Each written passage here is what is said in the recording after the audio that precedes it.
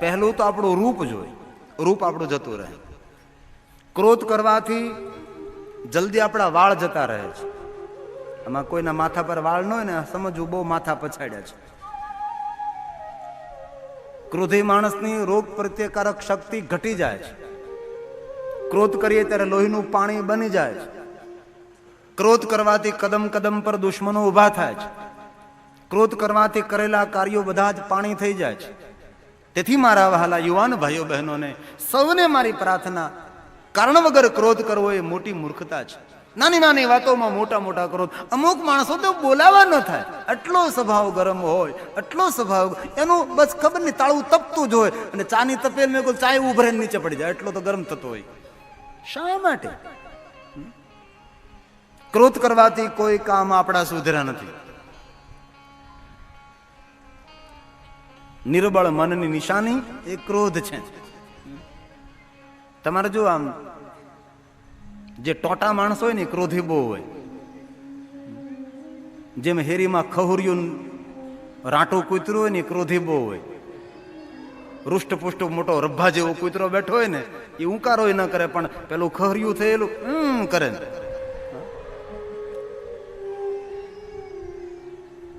ક્રોધ માણસનો વિકાસ ન થવા દે છે. ક્રોધ આપણા જીવનમાં મોટું નુકસાન પહોંચાડે છે. ક્રોધ વિવેકનો જડમૂળમાંથી નાશ કરે છે.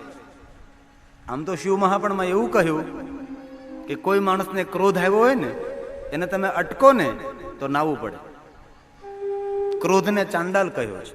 કોઈ જાતિ જ્ઞાતિના માણસોને અટકો નાવું પડે વાતો ગઈ. સ્મશાનમાં જા નાવું પડે, હારું નાવતો ન નાવતો કાંઈ નહીં. પરંતુ કોઈને ક્રોધ આવ્યો હોય ને તેને તમે અટકી ગયા તો જરૂર સ્નાન કરવું પડે છે. અપવિત્રતા લાગે છે. તો તેટલું આપણે સમજીએ કે જેને ક્રોધ આવે ને તેને અટકી જાય તો નાવું પડે, તો જે માણસને ક્રોધ આવે તેને પવિત્ર કેવી રીતે કરવું? તેથી આજથી આપણે કથાના બીજા દિને નિર્ણય લઈશું, ક્રોધ ન કરો, શાંત રહો. અશાંત મનની છેલ્લી હદ એ મૃત્યુ, શાંત મનની છેલ્લી હદ એ સમાધિ છે. શાંતિ પ્રિય માણસ દરેકને પ્રિય છે. અહીંયા નારદે ક્રોધ કર્યો છે. મુખમાંથી શબ્દો ભગવાન શંકરના ગણોને કહ્યું તમે રાક્ષસ થશો. ક્રોધયુક્ત નારદ વૈકુંઠ લોકમાં પહોંચે છે. અહીંયા પ્રયાગ તીર્થમાં જે મહાત્માઓ શિવ મહાપણ કથાનું શ્રવણ કરે છે, સર્વ મહાત્માઓ સૂતને કહે છે, સૂત ત્યારબાદ શું થયું આપ જલ્દી બોલો. મહાત્માઓ બોલ્યા છે, સૂતન સૂતન મહાપ્રાજ્ઞ વર્ણિતા અયદ ભૂતા કથા ધન્યા તુ શાંભવી માયં તદધીનં ચરાચરં તદધીનં ચરાચરં. મહાત્માઓ બોલી ઉઠે, હે સુત પુરાણીજી આગળ વર્ણન કરો. ધન્યા તુ શાંભવી માયા તદધી, એટલે બુદ્ધિ, બુદ્ધિ દ્વારા સમજી ન શકાય ચરાચર પૂરા વિશ્વની અંદર વ્યાપેલી ભગવાન શિવની માયાથી મોહિત થયેલા નારદ, ક્રોધયુક્ત નારદ વૈકુંઠમાં ગયા. ત્યારબાદ શું થયું? સુત પુરાણી કહે છે, મહાત્માઓ ક્રોધ કરતા નારદ વૈકુંઠમાં ગયા છે અને ભગવાન વિષ્ણુને કહેવા લાગ્યા, વિષ્ણુ તમે મલિન છો, તમે દુષ્ટ છો, તમે કપટી છો, તમે ઢોંગી છો. કેવો નારદ તપસ્વી દેવ અને ઋષિઓ જેને શિવ સમાન ઉપમા આપી એ નારદના મુખમાંથી કેવા શબ્દો વિષ્ણુ માટે નીકળે છે? કારણ કે ક્રોધ, અને ક્રોધને કોઈનો સંબંધ નથી હોતો. ક્રોધી માણસ પિતા, માતા, પત્ની, પત્ની, સંતાન બધાને ભૂલી જાય છે. ક્રોધને કોઈ સાથે સંબંધ નથી. એક ક્ષણવારનો ક્રોધ જીવનભરનો પસ્તાવો છે. તેથી ક્રોધ ઉપર કાબુ મેળવવા માટે થોડાક જ માર્ગો છે. ક્રોધ ઉપર કાબુ મેળવવા માટે એકાંતમાં રહો, મૌન રહો, એટલું હિત. જલ્દી પાણી પી લો, મુખ ધોઈ નાખો, માથા પર પાણી રેડો, કાન પલાળી દો, કારણ કે ક્રોધ કરીને કાનની બુટ્ટી લાલ થઈ જાય. બાકસની જરૂર ન પડે, દિવાળી થઈ જાય. એમ પણ ક્રોધ શાંત ના થાય તો ઠંડા જળથી સ્નાન કરી લો. અને અત્યારે વર્તમાન યુગમાં માણસના ક્રોધ કેટલા વધ્યા છે. પૈસા ન વધ્યા, ક્રોધ વધ્યા. તેથી આજથી આપણે સૌએ નિર્ણય લેવો, શાંત રહેવો. અહીંયા નારદ શાંત થયા છે. નારદના હૃદયમાં સંતાપ જાગ્યો છે. અને ક્રોધ કર્યા પછી તો પસ્તાવો થાય કે નહીં? આપણે સૌને અનુભવ છે. ઘરમાં આપણે ક્રોધ કરીએ, સંતાનોને ઢીબી નાખીએ, પતિને બેફામ આપણે શબ્દો બોલી નાખીએ, પતિને ક્રોધ આવ્યો તો પત્નીને બોલી નાખે, મા બાપને બોલી નાખે, અને ત્યારબાદ ક્રોધ જતો રહે. ત્યારબાદ શું થાય છે આપણને? અરે આ ક્યાં મેં ક્રોધ કરીને ક્યાં મેં બોલી નાખ્યું, પણ બોલાયેલું પછી ક્યાં પાછું આવે છે? એવો પસ્તાવો થાય. તેના કરતા ક્રોધ નહીં જ કરવો. સાધુ પુરુષનું શ્રેષ્ઠ લક્ષણ છે, સાધુ પુરુષો શાંત હોય છે. ક્રોધ કરવાથી આપણું અહિત થાય છે. અહીં નારદે કહ્યું, ભગવાન વિષ્ણુ, મેં ક્રોધ કર્યો છે, મારા મુખમાંથી શબ્દો સરી ગયા કે વિષ્ણુ, જેવી રીતે નારી વિયોગમાં હું દુઃખી થયો, તમે પણ દુઃખી થશો. તમે મારાથી દેવમાંથી માનવ બની વનમાં જશો, તમારી નારીને રાક્ષસો લઈ જશે, કોઈ મદદ નહીં કરે, મારું મુખ વાંદર જેવું, વાંદરાઓ મદદ કરશે. અહીંથી પૂરી રામકથાનો પ્રારંભ થાય છે. અને સુંદર સેતુ છે. રામચરિત માનસની કથા કરીએ તો પહેલા શિવ કથાનું ગાન થાય, અને શિવ મહાપણ કથા કહેવામાં આવે તો પહેલા રામ ભગવાનની કથાનો પ્રારંભ થાય છે. પણ અહીંથી જો વિષ્ણુ સાથે આપણે નીકળીએ તો રામ તરફ યાત્રા, નારદ સાથે રહીએ તો શિવ કથા તરફ યાત્રા થાય. અહીંથી બે કથાના માર્ગો છે. નારદ કહે છે, ભગવાન, મેં ગણોને શ્રાપ આપ્યો છે, મેં તમને શ્રાપ આપ્યો, ને શ્રાપ આપવાને કારણે મારા પુણ્યનો ક્ષય થયો છે, મારા હૃદયમાં સંતાપ જાગ્યો છે. તે ટાણે ભગવાન મહાદેવના ગણો આવે છે. નારદને કહે, નારદ, આપના મુખમાંથી શબ્દો પ્રગટ થયા, અમે ભયંકર રાક્ષસ થયે, આપના શ્રાપને મિથ્યા કરો. નારદ કહે છે, શિવગણો, મારા મુખમાંથી શબ્દો પ્રગટ થયા, સત્ય બને, તમે રાક્ષસ થશો. પણ સાંભળો, તમે મહાન પ્રતાપી રાક્ષસ થશો. તમારું નામ રાવણને કુંભકર્ણ રહેશે. તમને હું એક વરદાન આપું છું. બોલો નારદ. નારદે રાવણ કુંભકર્ણને વરદાન આપ્યું છે કે તમે ભયંકર મહાપ્રતાપે રાક્ષસ થશો, પરંતુ તમારા હૃદયમાં શિવની ભક્તિ નિત્ય નિવાસ કરશે. તેથી રાવણને કુંભકર્ણ શિવના પરમ ભક્ત છે. એ નારદનું વરદાન પણ છે. અને તમારું મંગલ કરવા માટે આ ભગવાન વિષ્ણુ ધરતી પર આવી રામ નામ રહેશે, અને તેમના હાથે તમારું કલ્યાણ થશે. અને ભગવાનના આરતી દે થાય તેને મૃત્યુ ન કહેવાય, તેને તો કલ્યાણ જ કહેવાય છે. અહીંયા હવે આ નારદ ભગવાન વિષ્ણુને કહે છે, વિષ્ણુ, મારા હૃદયમાં સંતાપ જાગ્યો છે, વિશ્રામનો કોઈ માર્ગ દેખાડો. વિષ્ણુ ભગવાન કહે છે, હે નારદ, જ્યારે કોઈને શ્રાપ આપીએ ત્યારે આપણા પુણ્યનો ક્ષય થાય છે. તેથી સાધુ પુરુષે, ડાયા માણસોએ, ભગવત માણસોએ, પુણ્યવાન માણસોએ કોઈને શ્રાપ ના આપવો. જ્યારે આપણે આમ શ્રાપ આપીએ ત્યારે આપણું પુણ્ય જતું રહે છે. જેને શ્રાપ આપીએ તેનું તો અહિત થાય, એ પહેલા આપણું અહિત થાય છે. તેથી કથામાં બેઠેલા મારા ભાઈઓ બહેનોને મારી બહુ પ્રાર્થના, થોડું દુઃખ ભોગવી લેવું, થોડું અપમાન સહન કરી લેવું, થોડીક વેદનાઓ સહન કરી લેવી, પણ કોઈને શ્રાપ ના આપવો. કોઈ વિદ્વાન, કોઈ જ્ઞાની, કોઈ તપસ્વી, કોઈ પુણ્યવાન પુરુષ, કોઈ સતી નારી જ્યારે કોઈને શ્રાપ આપે છે ત્યારે શ્રાપ લાગે છે અને અહિત થાય છે. પરંતુ જેને રોજ સવારમાં ઉઠીને જ શ્રાપ આપવાની આદત હોય એનો શ્રાપ લાગે પણ નહીં. આખા દુનિયામાં ઘણા માણસો ઉઠીને બીજું કામ શ્રાપ જ આપે છે. બીજાને તો આપતી આપે, પહેલા પોતાની સાસુને જ આપે, જાય સાસુ વહુને શ્રાપ આપે, વહુ સાસુને શ્રાપ, હામામાં શ્રાપ પછી બાંધે, આને ન લાગે ને ઓલે ન લાગે. તેથી આદત એ બહુ જ ગંદી આદત, કોઈને શ્રાપિત ન કરો. અહીંયા ભગવાન વિષ્ણુ નારદને આ વાત બહુ સુંદર રીતે સમજાવે. નારદ, સાધુ પુરુષોએ શ્રાપ ના આપો. જ્યારે શ્રાપ આપે છે ત્યારે સાધુ પુરુષનું વધારે અહિત થાય છે. નારદ, તમે કેવું તપ કર્યું, શિવ સમાન શ્રાપ આપો, પુણ્યનો ક્ષય થયો, હૃદયમાં સંતાપ આવ્યો, અને સંતાપમાંથી વિશ્રામ મેળવવા માટે હું તમને યુક્તિ દેખાડું છું.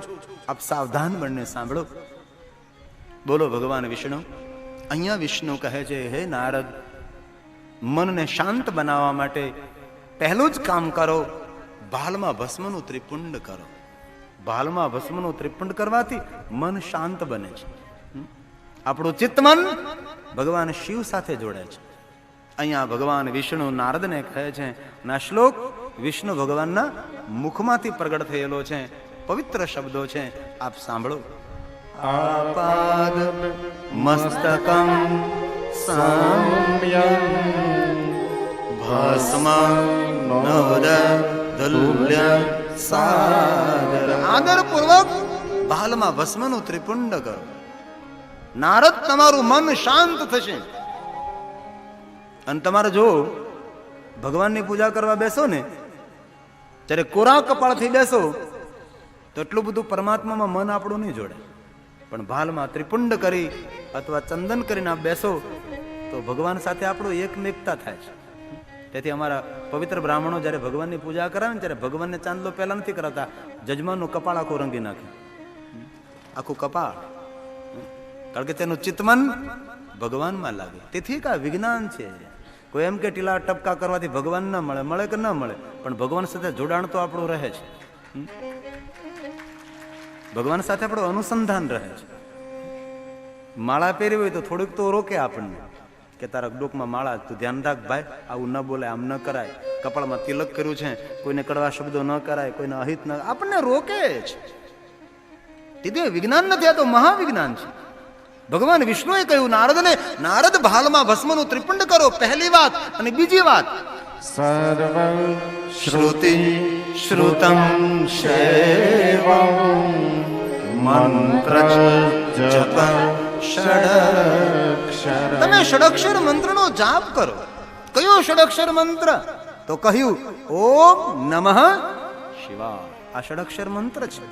ભગવાન વિષ્ણુ નારદને ઓમ નમઃ શિવાય મંત્રના જાપ કરવાનું કહે છે. સર્વ શ્રુતિ શ્રુતમ શૈવમ, જે મંત્રનો મહિમા દેવ ગાય, વેદ ગાય, જે મંત્ર શંકર ભગવાનનો છે તે ષડક્ષર મંત્રનો જપ કરો નારદ. તમે ઓમ નમઃ શિવાય મંત્રનો જાપ કરો નારદ. જે મંત્ર શાંતિ પ્રદાન કરે છે, માનવને સિદ્ધિ સમૃદ્ધિ આપે છે, આ ભાવને પરભાવ સાર્થક કરે છે, એવો શ્રેષ્ઠ મંત્ર આ જગતનો કોઈ હોય તો તે મંત્ર છે ઓમ નમઃ શિવાય. અહીંયા ભગવાન વિષ્ણુ નારદને ઓમ નમઃ શિવાય મંત્રના જાપ કરવાનું કહે છે. ગઈકાલે પણ એક કથા આવી હતી ચંચુલાની, કે દેવયજ્ઞ બ્રાહ્મણ આ પાપી નારીને કહે છે કે તમારે તમારા જીવનને પાવન કરવું હોય તો આપ ઓમ નમઃ શિવાય મંત્રનો જાપ કરો. ગઈકાલે પણ મહાત્મી કથાની અંદર આ વાત દેવયજ્ઞ બ્રાહ્મણના મુખેથી પ્રગટ થયેલી અહીંયા વિષ્ણુ ભગવાન નારદને કહે છે, નારદ આપ ઓમ નમઃ શિવાય મંત્રનો જાપ કરો. તેથી મારા ભાઈઓ બહેનો વડીલો સૌને પ્રાર્થના, આ મંત્ર શાંતિદાતા છે. આ મંત્ર માનવ માત્રનું મંગલ કરનારો મંત્ર છે. દેવતાઓ, દેવીઓ, ઋષિ મુનિઓ, રાજા મહારાજાઓ સૌ આ મંત્રનો આશ્રય. અરે રામ પણ આ મંત્રનો જાપ કરે, કૃષ્ણ દ્વારકાધીશ પણ આ મંત્રનો જાપ કરે છે. મહામંત્ર, આદિ મંત્ર, મૂળ મંત્ર, શ્રેષ્ઠ મંત્ર, સર્વોપરી મંત્ર. આ જગતમાં મહાદેવથી કોઈ મોટા દેવ નથી અને ઓમ નમઃ શિવાય મંત્રથી કોઈ મહાન મંત્ર નથી. તેથી મારા ભાઈઓ બહેનોને મારી બહુ પ્રાર્થના છે, આ મંત્રનો આશ્રય કરો. અને યુવાન ભાઈઓ બહેનોને હૃદયપૂર્વકની વિનંતી, આ મંત્રનો જાપ કરો. તમારામાં એવું સામર્થ્ય આવે કે તમે આસમાનના તારા તોડી શકો છો. એવી સફળતાઓ તમારા હાથમાં આવે છે. એવી શક્તિ, અદ્ભુત ઉર્જા આ મંત્રમાં રહેલી છે. દુનિયાની સર્વ સિદ્ધિઓ આપવા માટે સમર્થ કોઈ મંત્ર હોય તો તે મંત્ર છે ઓમ નમઃ શિવાય. અહીં વિષ્ણુ ભગવાન બોલ્યા છે, કોઈ અન્ય દેવ, સામાન્ય દેવ નહીં. વિષ્ણુ ભગવાન ખુદ નારદને કહે કે હે નારદ, તમે ઓમ નમઃ શિવાય મંત્રનો જાપ કરો. ત્રીજી વાત હવે યાદ રાખો નારદ. વિષ્ણુ બોલે છે, હે નારદ, સર્વાંગેષુ પ્રયત્નેન રુદ્રાક્ષ શિવ વલ્લભા. તમે રુદ્રાક્ષને ધારણ કરો. શિવને જે પ્રિય છે એ રુદ્રાક્ષ આપ પહેરો નારદ. ભગવાન વિષ્ણુ નારદને રુદ્રાક્ષ પહેરવાનું કહે છે.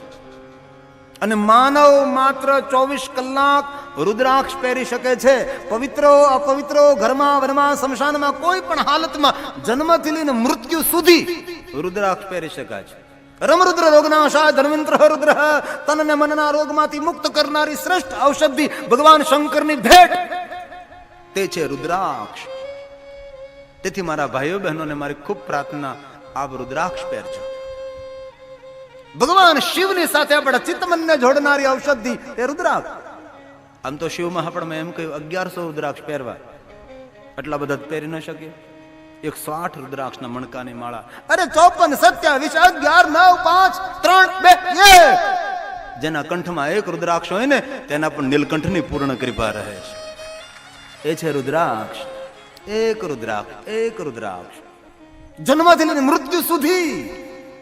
એ પણ એક જરૂર કહું કે કોઈ પણ વડીલનું મૃત્યુ થાય અને તેને રુદ્રાક્ષની માળા પહેરી હોય, રુદ્રાક્ષની માળા સાથે તેને અંતિમ યાત્રા કરાવો. બાકી બધું લઈ લેવું, જો કે તમને કહેવું તો નથી પડે. અંગૂઠી કાઢી લે, ચોનાનો ચેન કાઢી લે, બુટી કાઢી લે, બધું આંચકી લે છે. ખાલી ખમ વળાવે છે. એ પાછા બાંધીને લઈ જાય કાંક પાછો આવે નહીં. એવી હાલત આ દેહની છે. પણ રુદ્રાક્ષની માળા પહેરી હોય તો વડીલને રુદ્રાક્ષની માળા કંઠમાં રહેવા દેજો. રુદ્રાક્ષની માળા સાથે તેને અંતિમ યાત્રા કરાવો. પણ એમાં પછી બીજી વાત યાદ રાખવી, જો કે રાજકોટ વાળાને તો કહેવું ન પડે. એ દાદાએ સોનામાં મઢેલી રુદ્રાક્ષની માળા પહેરી હોય પાછી કાઢી લેવી, એ ન જવા દેવાય. જન્મથી લઈને મૃત્યુ સુધી રુદ્રાક્ષ પહેરો. વિષ્ણુ ભગવાન નારદને કહે છે, નારદ રુદ્રાક્ષ પહેરો. પહેલી વાત ભસ્મનો ત્રિપુંડ, બીજી વાત ઓમ નમઃ શિવાય મંત્રનો જાપ, ત્રીજી વાત રુદ્રાક્ષ પહેરો. હવે ચોથી મહત્વની વાત ભગવાન વિષ્ણુ કહે છે, હે નારદ, ગયેલા પુણ્યને ફરી પાછું પ્રાપ્ત કરવું હોય, જે પુણ્યનો ક્ષય ન થાય, જે પુણ્યનો લય ન થાય, જાય તે નાત્રમ સંશયમ, इसमें કોઈ સંશય નહીં. જે મળે છે તે જતું નથી, એવો માર્ગ હું તમને દેખાડું છું નારદ.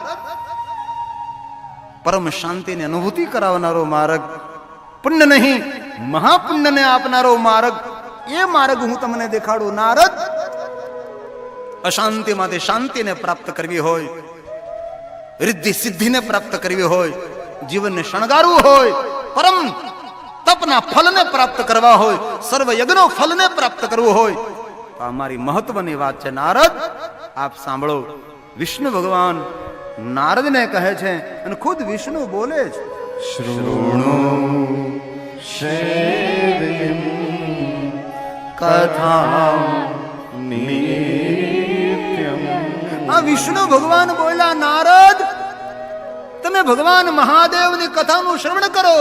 શૃણુ શૈવ કથામ નિત્યમ, રોજ રોજ નિત્ય નિત્ય સાંભળો. ભગવાન વિષ્ણુ નારદને ભગવાન મહાદેવની કથા સાંભળવાનું કહે છે. નારદ, ગયેલા પુણ્યને ફરી પાછું પ્રાપ્ત કરવું, અને જે પુણ્ય ફલ પ્રાપ્ત થાય એ જાતું નથી, નિત્ય મળે છે. એવા માર્ગે હું તમને મોકલાવું છું. હે નારદ, શૃણુ શૈવીમ કથામ નિત્યમ વદ શૈવીમ કથામ સદા પૂજ્ય સાતે યતનેન શિવ ભક્તાન પુનઃ પુનઃ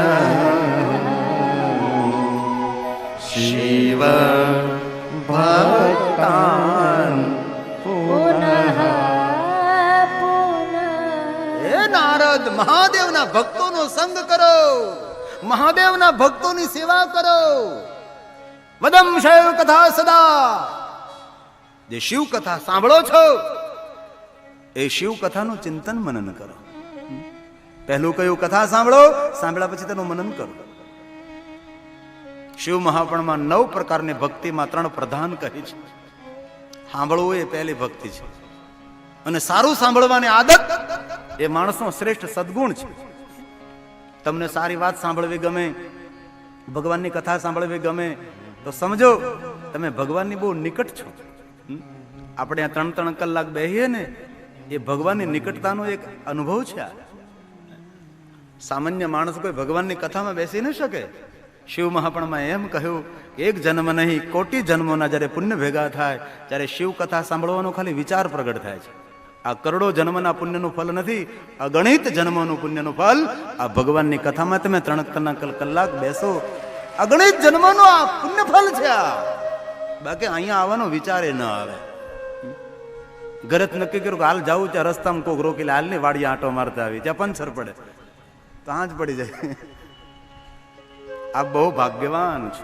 અહીંયા ભગવાન વિષ્ણુ કહે છે, નારદ સાંભળો તમે, પહેલી ભક્તિ શ્રોત્રેણ શ્રવણમ તસ્ય. સારું સાંભળવું, ભગવાનની કથા સાંભળવી, કોઈની સારી વાત સાંભળવી, સારા શબ્દો સાંભળવા, કોઈની સફળતાની વાત સાંભળવી શ્રેષ્ઠ સદગુણ છે.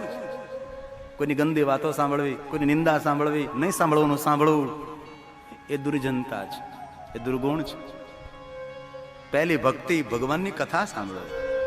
વચસા કીર્તનમ વાણીથી કીર્તન કરો, મનસા મનનમ તસ્ય મહા સાધન મુચ્યતે. મહા સાધન મુચ્યતે. કોઈ સામાન્ય સાધન નહીં, મહાસાધન. કથા સાંભળો, કીર્તન કરો, મનન કરો. કથાનું સાંભળવાનું પુણ્ય ફલ કીર્તન કરવાથી મળે છે. જેમ શિવ પૂજા કે અન્ય દેવની પૂજાનું ફલ ભગવાનની આરતી કરવાથી મળે છે. તેથી જ્યારે ભગવાનની કથા સાંભળવા જાઓ ને, ત્યારે કીર્તન કરીને ઊભા થવું. એમાં જો આરતીનો લાભ મળી જાય, અહો ભાગ્ય આપણું. નારદ મહાદેવની કથાનું શ્રવણ કરો. અરે ભગવાન વિષ્ણુ મને કથા કોણ સંભળાવે? બ્રહ્મલોકમાં જાઓ, તમારા પિતા બ્રહ્માની પાસે. ભગવાન વિષ્ણુના કહેવાથી વૈકુંઠ છોડીને નારદ બ્રહ્મલોકમાં જાય, પોતાના પિતાને પ્રણામ કરે, સાષ્ટાંગ પ્રણામ, દંડવત પ્રણામ, પિતાની પરિક્રમા કરે છે, હાથ જોડીને કહે છે, હે પિતામહ બ્રહ્મા, મને ભગવાન મહાદેવની કથા સંભળાવો. બ્રહ્મા પોતાના આસન ઉપર ઉભા થાય, પોતાના પુત્ર નારદને પગે લાગે છે. નારદને સંશય થયો કે હે પિતા બ્રહ્મા, હું તમારો પુત્ર છું, તમે મારા પિતા છો, તમે પુત્રને શા માટે પ્રણામ કરો છો? ત્યારે બ્રહ્મા જે શબ્દો બોલે છે, અદ્ભુત શબ્દ બોલે. નારદ, આપ તો સંત છો, મુનિ છો, મહામુનિ છો, ભગવાનના ભક્ત છો, તપસ્વી છો. નારદ જ્ઞાની વિદ્વાન, આપ ભગવાનના પરમ ઉપાસક. નારદ, તેથી હું તમને પ્રણામ નથી કરતો, પરંતુ હે નારદ, દુનિયાનો કોઈ પાપીમાં પાપી માણસ હોય, જેને જગતનું એક પણ પાપ ન છોડ્યું હોય, એવો પાપિયા માણસના મુખમાંથી શબ્દો નીકળે કે મારે શિવ કથા સાંભળવી છે, એ સમયે પાપીઓ પણ પ્રણામ કરવાને પાત્ર બની જાય, એ પાપી માણસ પણ વંદન કરવાને યોગ્ય બની જાય. નારદ, તમારા મુખમાંથી શબ્દો પ્રગટ થયા કે મારે મહાદેવની કથાનું શ્રવણ કરવું છે. તેથી નારદ, તમે મારા પુત્ર છો, પણ મારા માટે પ્રણામ કરવાને પાત્ર છો. નારદ, બિરાજો, હું તમને ભગવાન મહાદેવની કથા કહું. હવે બ્રહ્મલોકની અંદર ભગવાન શંકરની કથાનો પ્રારંભ થાય. ખુદ બ્રહ્મા બોલે, બ્રહ્મન સાધુ પૃષ્ટો. હે સાધો, હે સાધો, કમયા વિભૂત સતર્મં લોકોપકારણામ નિત્યમ લોકાનામ હિત કામયા. લોકાનામ હિત કામયા. જગતનું હિત કરવા માટે, માનવ માત્રનું કલ્યાણ કરવા માટે, લોક હિતાર્થ હું તમને ભગવાન મહાદેવની કથા કહું. નારદ સાંભળો. બ્રહ્મલોકમાં ભગવાન મહાદેવની કથાનો પ્રારંભ થાય છે. ખુદ બ્રહ્મા બોલે છે, હે નારદ, આપ સાંભળો. યચ્છુત્વા સર્વ લોકાનામ સર્વ પાપ ક્ષયો દુનિયાના બધા જ પાપનો ક્ષય કરનારી આ ભગવાનની કથા તદહં તે પ્રવક્ષ્યામિ શિવ તત્વં નામ અયં શિવ તત્વં નામ અયં માનવ માત્રનું મંગલ કરનારી, ભુવનના સર્વ પાપનો ક્ષય કરનારી એવી ભગવાન શંકરની કથા હું તમને કહું. શિવને યાદ કરી, શિવ તત્વ મયા નામ, તેનું નામ લઈને, એમને પોકારીને, એમને યાદ કરીને હું ભગવાન શિવની કથા કહું. શિવ તત્વ નામ અયમ.